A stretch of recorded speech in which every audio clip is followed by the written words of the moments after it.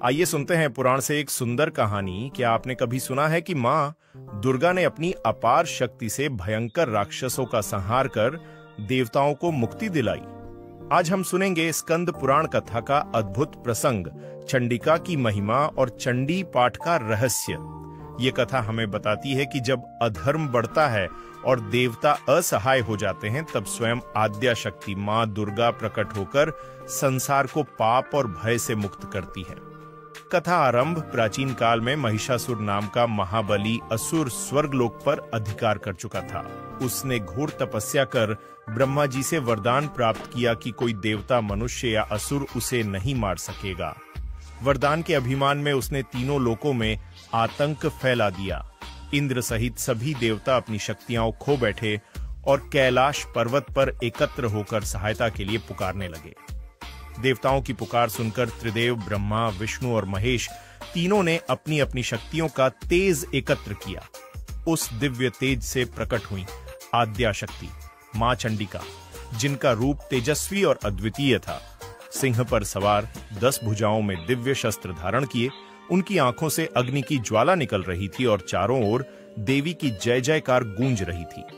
युद्ध का वर्णन महिषासुर और देवी चंडिका के बीच भीषण युद्ध प्रारंभ हुआ। देवी ने त्रिशूल, खड्ग, धनुष बाण, चक्र और गदा से असुरों का संहार किया। देवी की गर्जना से आकाश कांप उठा, समुद्र की लहरें उफान पर थीं। महिषासुर कभी भैंसे का रूप लेता, कभी मनुष्य का, कभी सिंह का, पर मां चंडिका की प्रत्येक चाल उससे कई गुना तीव्र थी। आखिरकार देवी ने अपने त्रिशूल से महिषासुर का वध किया। देवताओं ने आकाश से पुष्प वर्षा की और संपूर्ण लोकों में शांति स्थापित हुई। चंडी पाठ का महत्व, इस अद्भुत विजय के उपलक्ष्य में देवताओं ने देवी के मंत्रों का जप किया। इन्हीं मंत्रों और स्तुतियों को चंडी पाठ कहा जाता है। काशी और प्रभास जैसे पवित्र तीर्थों में आज भी इस पाठ का विशेष महत्व है।